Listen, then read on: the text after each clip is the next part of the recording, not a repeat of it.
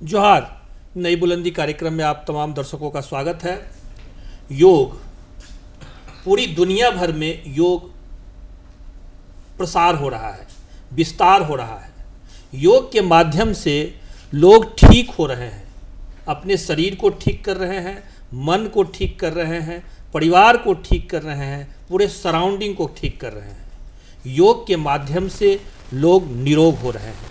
आज हम लोग इसी विषय पर चर्चा करने के लिए उपस्थित हुए हैं। आज हमारे साथ चर्चा में शामिल हो रहे हैं, हमारे दाहिनी तरफ बैठे हुए हैं अमित कुमार जी। आप इंडियन योग एसोसिएशन के झारखंड चैप्टर के अध्यक्ष हैं। आप उनके ठीक बगल में बैठी हुई हैं किरण कुमारी जी। आप योग की शिक्षिका हैं, योग से आपने पढ़ाई किया है और रांची में कई स्थानों पर योग सिखाती हैं, योग विशेषज्ञ हैं। आप दोनों ही व्यक्ति का, महानुभावों का हमारे इस स्टूडियो में स्वागत है। अमित जी, सबसे पहला प्रश्न मैं आप ही से प्रारंभ करता हूँ। एक आम भाषा में, एक आम शब्द में योग क्या है? अगर योग के शब्द का अगर हम लोग व्याख्या करें तो योग शब्द हिंदी के युज धातु से बना है जी। युज धातु में धैया प्रत्यय लगाकर योग शब्द बना है, जिसका अर्थ होता है जोड़ना जी। तो योग का शाब्दिक अर्थ हुआ जोड़ना। और इसका अगर हम लोग शास्त्रीय ग्रंथों में अगर इसकी व्याख्या देखें जी जी, तो महर्षि पतंजलि ने योग का डेफिनेशन देते हुए कहा है योगस चित्त वृत्ति निरोधा, अर्थात योगस चित्त वृत्ति निरोधा, मतलब कि चित्त की वृत्तियों का निरोध करना ही योग है। योग वस्तुतः एक मन का विज्ञान है जी। यह कोई जिम की तरह का चीज़ नहीं है कि हम अपने शरीर को मजबूत बना रहे हैं। यह मन का विज्ञान है, यही महर्षि पतंजलि कहते हैं। गीता में श्री कृष्ण ने बताया है कि योगः कर्मसु कौशलम, कि कर्मों की कुशलता ही योग है। एक और श्लोक में वो कहते हैं कि समत्वम योग उच्चैते, कि किसी भी परिस्थिति में सम का भाव रखना ही योग है। तो ये योग का डेफिनेशन है। योग का मतलब होता है अपने आप से जुड़ना। योग अगर आप अभ्यास करते हैं तो आप अपने आप से जुड़ते हैं, आत्मा को परमात्मा से जोड़ना। बहुत सारे डेफिनेशंस होते हैं, लेकिन इसका जो अगर ऐसे समझे एक आम भाषा में तो अपने आप से जुड़ना ही योग है। अपने आप से जुड़ना ही योग। किरण जी, आप योग को क्या समझती हैं? आप तो कई जगह इसको ट्रेंड भी करती हैं, लोगों को पढ़ाई भी आपने की है, तो आपकी दृष्टि में योग क्या है? मेरी दृष्टि में योग आत्म स्वरूप को जानना है। आत्म स्वरूप, जब आप स्वयं को जानते हैं कि किस तरह सात्विकता के साथ आप जीवन शैली में योग को उतारते हैं, और योग को की सभी क्रियाएं जो आप अभ्यास करते हैं, हमेशा प्रतिदिन जो आप करते हैं, उससे मन, शरीर, सभी तरह से जितनी भी एक जो जीवन में आने वाली कठिनाइयां हैं उनको आप दूर करने की सारी चीज़ें आप योग के द्वारा पा सकते हैं। और कंप्लीटली अगर कहा जाए तो ये एक जीवन शैली ही है जो आप प्रतिदिन जीते हैं, यही योग है। जीवन शैली है। अमित जी, हम लोग कई जगह ये चर्चा सुनते हैं, या आम जो योग के जो कोई टीचर से बातचीत होती है या किसी जानकार व्यक्ति से बातचीत होती है, तो वो कहते हैं कि भाई ये योग जो है, योग करने से रोग का निदान हो जाता है। तो योग का रोग के साथ क्या कनेक्शन है? मेरे विचार से सर, स्वस्थ हो जाना यह योग अभ्यास का एक बाई प्रोडक्ट है। जी जी। अगर आप स्वस्थ हो जाना योग का एक बाई प्रोडक्ट है कि आप अगर योग कर रहे हैं तो आप निश्चित ही स्वस्थ रहेंगे। जैसे अष्टांग मार्ग का चर्चा महर्षि पतंजलि ने किया है। तो वो अष्टांग मार्ग में 8 स्टेप्स हैं जिसपे योग, जिसको आम आदमी आसन और थोड़ा बहुत प्राणायाम को ही योग समझता है, तो वो उसका तीसरा और चौथा स्टेप है। वो 8 स्टेप में यम सबसे पहले, फिर नियम, तब आसन और तब प्राणायाम, तब प्रत्याहार, फिर धारणा, ध्यान और समाधि। मतलब ये आठ अष्टांग मार्ग स्टेप्स हैं। और अंतिम लक्ष्य जो है वो है समाधि को प्राप्त करना। तो अगर आप आसन करते हैं और आसन करते हैं प्राणायाम के लिए अपने शरीर को तैयार करने के लिए, जब आसन करके आप शरीर को ठीक कर लेते हैं, उससे पहले आप मन को ठीक करते हैं यम और नियम करके, फिर आसन पे आते हैं, शरीर को ठीक करते हैं, फिर प्राणायाम करते हैं, उसके बाद आप प्रत्याहार में जाते हैं, फिर धारणा, ध्यान और समाधि। ये स्टेप्स हैं। तो वो शरीर को स्वस्थ तो वो हो ही जाना है, वो स्वतः हो जाना है, स्वतः हो जाना है। जी। तो ये जो स्वास्थ्य से संबंधित जो बातें कही जाती है या व्यक्ति के स्वस्थता की जो बातें कही जाती है, ये क्या वर्तमान विज्ञान या जो आधुनिक विज्ञान है इसमें भी कहीं न कहीं योग एग्जिस्ट करता है? सर, जो वर्ल्ड हेल्थ ऑर्गेनाइजेशन ने 1948 में जिनेवा में के अधिवेशन में जो स्वास्थ्य का जो डेफिनेशन दिया था, वो दिया था कि स्वास्थ्य केवल रोग रहित शरीर को हम नहीं कह सकते हैं। एक स्वस्थ व्यक्ति हम उसे मानेंगे जो शारीरिक, मानसिक और सामाजिक तीनों ही रूप से जो स्वस्थ हो। उसके लगभग 20 वर्षों के बाद फिर उसमें एक शब्द जोड़ा गया, आध्यात्मिक। मतलब कि अब 4 चीज अगर किसी व्यक्ति के अंदर संतुलित है, उसका अगर शरीर ठीक है, उसका मन ठीक है, सामाजिक दृष्टिकोण से वह संतुलित है और उसके अंदर आध्यात्मिक रूप से भी वह संतुलित है, तब जाके किसी व्यक्ति को पूर्ण रूप से स्वस्थ माना जाएगा। जैसे एक बड़े भारतीय चिंतक हुए हैं जी, और वो आयुर्वेद के चिंतक हैं जी। तो उसमें भी उन्होंने ये कहा है कि जैसे ये 3 प्रकार की बातें होती है, हित भूख, रित भूख, मित भूख, ऐसा। तो योग में भी कुछ इस प्रकार के सिद्धांत हैं क्या? योग में आप कह सकते हैं कि जैसे किसी भी व्यक्ति में सात्विक, तामसिक और राजसिक 3 तरह के गुण होते हैं। तो योग को जब आप अपने जीवन में अपनाते हैं, तो जैसा मैम ने भी कहा कि आपके अंदर सात्विकता आनी शुरू हो जाती है, और जब सात्विकता आनी शुरू हो जाती है तो स्वतः आप समाज के लिए अच्छे हो जाएंगे, परिवार के लिए अच्छे हो जाएंगे, देश के लिए अच्छे हो जाएंगे, खुद भी शरीर स्वस्थ हो जाएगा, खुद स्वतः शरीर आपका स्वस्थ हो जाएगा। तो ये चीज योग में है। मैडम, योग से रोग का निदान कैसे हो सकता है? योग से ही रोग का निदान हो सकता है, क्योंकि इसमें योग को स्पेशली कहा गया है कि जो सर ने बताया, योगस्य चित्त वृत्ति निरोधा, इसका अर्थ है कि जो भी मन की वृत्तियां होती हैं, जैसे क्रोध, लोभ, मोह, जो भी आप वृत्तियां पालते हैं, किसी भी तरीके की जो सामाजिक या राष्ट्रीय लेवल पे वो अच्छी नहीं होती हैं, तो उस केस में शरीर, मन में जो निगेटिविटी चलती है, उसको, उसका निदान योग के माध्यम से, वो ऊर्जा जो आपकी नकारात्मक है, वो ऊर्जा नकारात्मकता को खत्म करके और सकारात्मक की तरफ मोड़ती है। योग का विशेष जो एक जो स्पेशल कह सकते हैं कैरेक्टरिस्टिक इसका यही है कि वो आपको अच्छी चीज़ों की तरफ ले जाता है और बुरी चीज़ों से वो आपको दूर मुक्त करता है। अच्छा अमित जी, योग के प्रसार में, योग के प्रचार में जो आज तो खैर काफ़ी बहुत सारी बातें हो रही है जी, लेकिन इसके प्रचार प्रसार के लिए और क्या क्या किया जाना चाहिए? एक तो जैसे अगर झारखंड राज्य के बारे में अगर केवल हम बात करें तो कोविड के बाद एक चीज़ हुआ कि पूरा विश्व इस बात को समझ गया कि योग के बिना काम नहीं चलना है, और योग मतलब वो रूट लेवल तक हर व्यक्ति को करना आवश्यक है। ये नहीं कि केवल बड़े लोग कर रहे हैं और जो गांव के लोग हैं, जो आम आदजन है, वो नहीं कर रहे हैं। केंद्र सरकार ने इसके लिए विशेष एक फंड की भी व्यवस्था की है और योजनाएं दी हैं। उन योजनाओं को ठीक तरीके से लागू किया जाए, जैसे जितने भी राज्य में हॉस्पिटल्स हैं, CH हैं, जितने भी आयुष के हॉस्पिटल्स हैं, उन सब पे एक मेल एक फीमेल योग शिक्षक की बहाली करनी है, जिसके लिए फंड केंद्र सरकार राज्य सरकार को उपलब्ध करा रही है।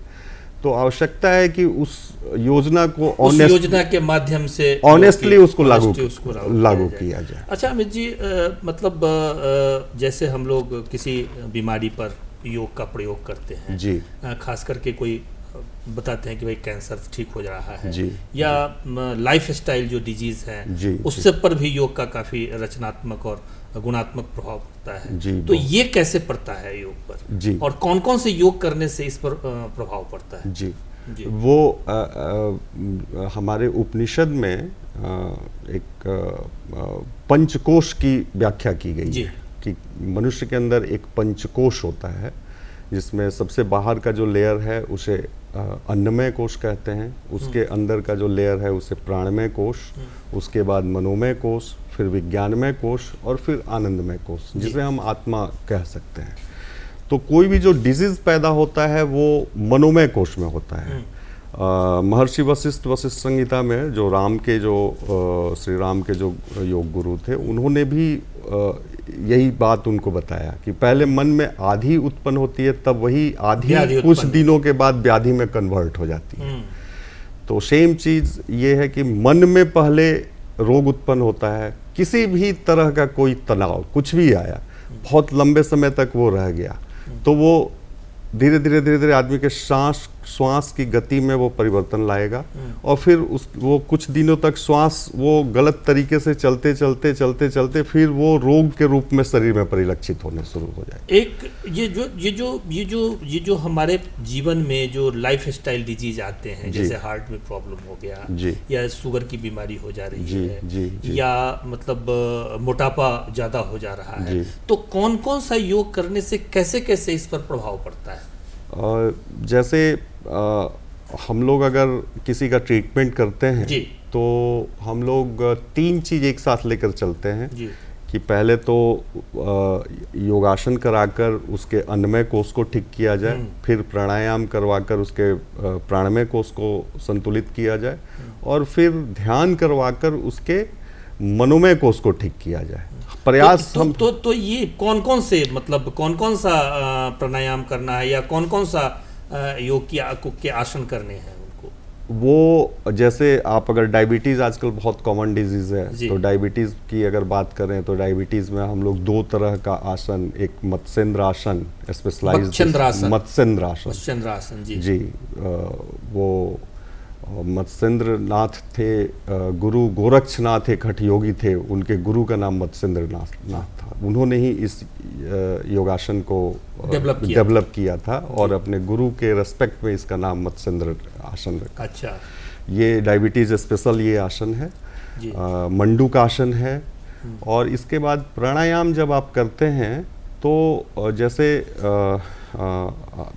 ये जो नाभि के पास हम लोग मानते हैं कि मणिपुर चक्र होता है और वो चक्र को संतुलित करने का प्रयास हम लोग करते हैं। और आप जैसे जितने भी डिजीजेस देखेंगे तो वो डिजीज का कारण भी वहीं से उसकी शुरुआत होती है। तो हम लोगों का प्रयास होता है कि हम लोग उस चक्र को संतुलित करें, जागृत करें और उससे वो उस प्रकार की बीमारी को ठीक किया। मैडम, आजकल महिलाओं में जैसे थायराइड बढ़ गया जी, और अब जैसे और महिलाएं भी मोटापा आजकल एक आम बीमारी हो गई है, तो उस थायराइड के लिए या मोटापा के लिए खास कोई व्यायाम है तो वो आप बता सकते हैं या योग है बता सकती हैं? देखिए, महिलाएं ही नहीं सभी लोगों के लिए अगर सभी व्यक्ति किसी भी स्वास्थ्य संबंधी प्रॉब्लम से जूझ रहे हैं तो उनको योग का सबसे प्रथम जो एक है योग शैली में वो है सूर्य नमस्कार। सूर्य नमस्कार बहुत अच्छा विकल्प है यदि कोई व्यक्ति योग से जुड़ना चाहते हैं और उसकी शुरुआत करना चाहते हैं तो सूर्य नमस्कार आपकी आधी प्रॉब्लम को तो ऐसे ही आधी व्याधि को तो ऐसे ही व्याधि सबको खत्म कर देगा। क्योंकि ये कई राउंड में होता है। जब आप रेगुलर प्रैक्टिशनर हो जाते हैं तो कई राउंड उसके करने पड़ते हैं, और कंप्लीटली अगर कोई इसको करे, सूर्य नमस्कार को ही करे, और चाहे वो किसी भी उम्र से हो, लेकिन वो सूर्य नमस्कार करें, साथ ही प्राणायाम करें, और उसके बाद हल्का जो भी कुछ समय के लिए जितनी देर वो मेडिटेशन कर सकें तो ध्यान जरूर करें। इतनी तो चीजें सूर्य मुझे लगता नमस्कार है। मतलब सूर्य नमस्कार में प्राणायाम भी जुड़ा हुआ है या मंत्र भी जुड़ा हुआ है सूर्य नमस्कार के साथ? सूर्य नमस्कार के साथ मंत्र जुड़े हुए हैं, लेकिन पॉसिबल हो नहीं पाता है कि आप मंत्र के साथ उस आसन को करें। तो कोई एक व्यक्ति जो आपको करा रहा होता है वो आपको वो मंत्र के साथ अभ्यास कराता है। तो ये सूर्य नमस्कार से ये थायराइड है, मोटापा है, ये लाइफ स्टाइल से संबंधित जितने प्रकार के रोग हैं, मुझे लगता है कि किसी भी व्यक्ति को यदि ऐसे तो कई सारे आसन हैं। योग को समाज में ज़्यादातर देखा जाता है कि योग सिर्फ आसन ही है, लेकिन वो आसन नहीं है, आपके आहार से भी रिलेटेड उसका बहुत बड़ा एक उसका योगदान है। यदि आप सूर्य नमस्कार कर रहे हैं और आहार गलत ले रहे हैं तो फिर वो मोटापा हो चाहे अन्य बीमारी हो वो होगा, वो ठीक नहीं होगी। मतलब आहार के साथ व्यायाम करना है, योग उसका करना आहार है। का आपको समन्वय रखना पड़ेगा, और तभी वो आप शरीर मन, जैसे कहते हैं कि जैसा खाए अन्न वैसा हो मन। तो आहार सबसे पहले संतुलित करना होगा। उसके बाद जब आहार के साथ आप क्या लेते हैं, पौष्टिक आहार जो भी हो वो आप सेवन करें। उसके बाद आप रेगुलर सूर्य नमस्कार, किसी भी व्यक्ति को मैं कहूँगी कि उसे ज़रूर अपनाएं और उसे करें। उसके बाद धीरे धीरे आप सभी आसनों को करने लगेंगे। अच्छा अमित जी, कुल 84 आसन के बारे में बताया गया है, तो क्या व्यक्ति को 84 आसन का 84 करना चाहिए? ऐसा है कि हमारे सनातन धर्म में माना जाता है कि 84 लाख योनियां होती हैं। जी। तो ये 84 आसन का कॉन्सेप्ट यही है कि जैसे जितने भी आसन हैं, आप देखें कि आसन का जो नाम होता है भुजंग आसन, शलभासन, मार्जरी, वो सब पशु पक्षी जानवर उसी के नाम पे होता है। तो हमारे जो लोग ऋषि महर्षि मुनि लोग थे जिन्होंने योगासन का रचना किया, वो लोग पशु पक्षियों को बड़ा माइनॉरिटली देखे कि वो अपने बॉडी को कैसे रिलैक्स करते हैं, कैसे वो निरोग रहते हैं, और उन्हीं प्रक्रियाओं का उन्हीं के ये से नाम देकर और ये योगासन बने। तो 84 लाख योनियां हैं, उतने जीव जंतु हैं, तो वो 84 लाख करना तो वो संभव नहीं था। तो 1 लाख पे एक आसन, तो इसलिए वो 84 आसन है। लेकिन उसके अलावे जैसा मैम ने सूर्य नमस्कार बताया वो अलग है, सूक्ष्म व्यायाम है, पवन मुक्तासन है, उसके 3 सीरीज हैं। पवन मुक्तासन के तीनों सीरीज मिलाकर 33 आसन होते हैं। तो ये सब इसके अलावे हैं 84 आसनों के। अच्छा, जैसे आपने पवन मुक्तासन कहा, तो जैसे किसी के पास में ऐसे सुनने को आता है कि भाई गैस का प्रॉब्लम है तो पवन मुक्तासन कर लीजिए तो वो गैस प्रॉब्लम ठीक हो जाएगा, तो क्या इसका इम्पैक्ट पड़ता है? बिल्कुल, बहुत इम्पैक्ट पड़ता है। और जब कोई नया साधक हो, नया कोई योगासन का अभ्यास अगर शुरू करना चाहता हो, तो हम लोग उसको यही सजेस्ट करते हैं कि आप सूक्ष्म व्यायाम से ही शुरू करें और पवन मुक्तासन से ही आप शुरू करें, और फिर धीरे धीरे वो आपका शरीर लचीला होने लगेगा, तब फिर आप उच्च श्रेणी के आसन को ट्राई करें। मैंने सबसे पहले प्रिस्क्राइब किया जाता है कि पवन मुक्तासन से ही आप शुरुआत करें, और पवन मुक्तासन से फिर मैडम ने जो बताया, जो उसके धीरे धीरे निम्न होता है, फिर मध्य, फिर उच्च। ये इस प्रकार से आगे बढ़ना चाहिए आसनों में। अच्छा, अभी जो हमारे बीच में जो चर्चा हो रही थी उसमें ये भी हम लोगों ने चर्चा की है कि कोई बड़ी बीमारी या बड़ी कठिन बीमारी पर भी योग का प्रभाव पड़ता है, या आसन का प्रभाव या प्राणायाम का प्रभाव पड़ता है? बहुत, जैसे कैंसर हुआ, बहुत, जैसे हार्ट अटैक हुआ। रांची में तो संयोग से अभी उस तरह का कोई ये डेवलप नहीं हो पाया है, लेकिन आप जैसे एसव्यासा के हॉस्पिटल में जाएंगे बेंगलोर, या पतंजलि के हॉस्पिटल में आप हरिद्वार जाएंगे, तो आपको हजारों कैंसर के पेशेंट दिख जाएंगे, मिल जाएंगे, जो स्वस्थ हो गए हैं। 10 साल पहले उनको डॉक्टर ने बताया था कि 6 महीने आपकी लाइफ बची है, 1 साल लाइफ बची है, और वो पूरी तरह से निरोग हो चुके हैं। योग और प्राणायाम और जीवन शैली में परिवर्तन लाकर, जैसा मैम ने कहा कि खान पान में भी परिवर्तन लाना आवश्यक है, वो बहुत आवश्यक है, तो ही जाके वो आप करेंगे, तभी आप बीमारी से मुक्त हो सकते हैं। अच्छा अमित जी, थोड़ी चर्चा हम इस पर भी आज कर लेते हैं जी। कि इस 10 साल में योग में क्या परिवर्तन हुआ है, क्या बदलाव आया है, जब से हम जी कैसे जुड़े हैं लोग, जैसे मतलब आम लोग भी जुड़ रहा है योग से। जी तो ये 10 साल जो योग दिवस मनाना शुरू किया, पूरे दुनिया भर में मना, जी, तो कैसे परिवर्तन देख रहे हैं आप, किस प्रकार का परिवर्तन? जैसे ऐसा है कि पहले योग माना जाता था कि यह बड़े लोगों का के जानने वाला चीज है, या संत महंतों हाँ, का, या उच्च संत कोटि महंतों के का, साधकों का हाँ, चीज या फिर बहुत श्रेष्ठ लोग जो हैं, अब जैसे इंदिरा गांधी के योग गुरु थे, वो रूम बंद करके उनको धीरेन्द्र ब्रह्मचारी, महर्षि धीरेन्द्र योग सिखाते थे, तो लगता था कि ये तो भाई प्रधानमंत्री, राष्ट्रपति, जो बड़े लोग हैं उनकी चीज़ें हैं, आम आदमी का चीज़ नहीं है। लेकिन समय बदला, इसमें मीडिया का भी काफ़ी योगदान है। अब तो सोशल मीडिया आ गया, जैसे बाबा रामदेव 95-94 से इस पर ये शुरू किए, तो वो पहले सीडी बनाकर देते थे हॉस्पिटल्स वगैरह में, कि ये हार्ट हॉस्पिटल्स में, विशेष करके स्कॉट वगैरह में डॉक्टर त्रेहान का बहुत बड़ा योगदान है बाबा रामदेव को पॉपुलर करने में। वो अपने पेशेंट्स को बाबा रामदेव की सीडी दिया करते थे कि जाइए और ये प्राणायाम करिए और आपका हार्ट ठीक हो जाएगा। तो बाद में चैनल्स आ गए, उन चैनल्स पे बाबा रामदेव बैठ के सीधा योग बताने लगे। अब तो सोशल मीडिया आ गया है, मतलब कोई एक चीज़ आप देखें तो उसका 1000-2000 वीडियो खुल जाएगा यूट्यूब वगैरह पे। तो ये सब चीज़ से पॉपुलैरिटी बढ़ी। फिर प्रधानमंत्री 2015 से इंटरनेशनल योगा डे का शुभारंभ किए, तो उसके कारण और पॉपुलैरिटी बढ़ी। फिर कोरोना आया, और कोरोना के बाद जब पोस्ट कोरोना इफेक्ट जब दुनिया में लोगों को जब होना शुरू हुआ, और उससे जब योग और प्राणायाम से लोग ठीक होना शुरू हुए, तो आज पूरी दुनिया इस बात तो का चमत्कार आ गया योग में। आज स्थिति ये है कि अमेरिका में कहते हैं लोग कि हर रोज 100 योगा सेंटर कम से कम रोज खुल रहा है, और वहाँ पे जो योग इक्विपमेंट्स का जो व्यवसाय है वो बड़ी तेजी से ग्रो कर रहा है। बॉलीवुड के टोटल 1 साल के बिजनेस का 6 गुना है। जबकि आप समझिए कि योग में इक्विपमेंट नाम का कोई बड़ा कम ही होता है। इक्विपमेंट में क्या होता है? योग मैट होता है, ड्रेस होता है, नेति पॉट होता है, यही सब छोटा मोटा इक्विपमेंट्स उसमें यूज होता है। लेकिन उसका व्यवसाय इतना बड़ा है कि हमारे बॉलीवुड के 1 साल के बिजनेस के 6 गुना बड़ा व्यवसाय है अमेरिका में, केवल योग इक्विपमेंट्स का, और बड़ी बड़ी कंपनियां इस पे काम कर रही हैं। अच्छा मैडम, क्या परिवर्तन देख रही हैं आप इस 10 साल में योग के प्रचार प्रसार में, या योग करते हुए लोगों को, आम फाहम लोगों को?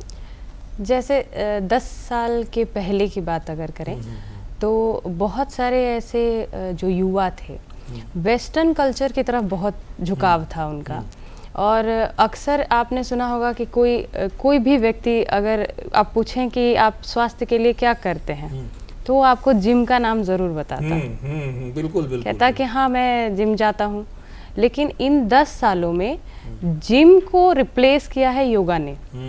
योगा सेंटर ने रिप्लेस किया है। हाँ, जिम को बिल्कुल ठीक कर रही है। जिम को उसने योग ने रिप्लेस कर दिया है, क्योंकि जब भी अभी के युवा, जितने भारत के युवा हैं, वो अभी मेंटल स्ट्रेस से बहुत ज़्यादा गुजरते हैं, और मुझे नहीं लगता कि जिम में वो चीज़ें मिल पाएंगी जो योग दे पाता है। तो कोई भी व्यक्ति, अगर कोई भी युवा एक बार अगर योग करना शुरू करे तो उसे तनाव से मुक्ति मिलती है।